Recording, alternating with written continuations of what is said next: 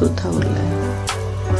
यात आपण चवीनुसार मीठ घालणार आहोत आणि हे कोकमचं सिरप आपण याच्यात ॲड करतो आहोत.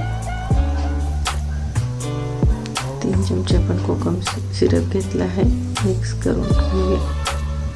एवढा सुंदर असा कलर आला आहे.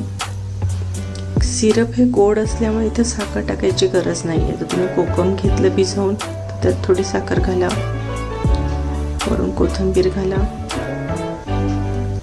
आणि आपली सोलकढी तयार आहे. पाचक अशी ही सोलकढी आहे. पित्तनाशक आहे. जेव्हा तुम्ही नॉनव्हेज खाता ते पचायला जड असतं, म्हणून सोबत नेहमी सोलकढी ही पिली जाते. अशी ही प्यायला ती खूप स्वादिष्ट लागते आणि नॉनव्हेजच्या जेवणात तर सोलकढी हवीच. करून पहा. खूप सोपी आणि सिंपल अशी ही रेसिपी आहे आणि खूप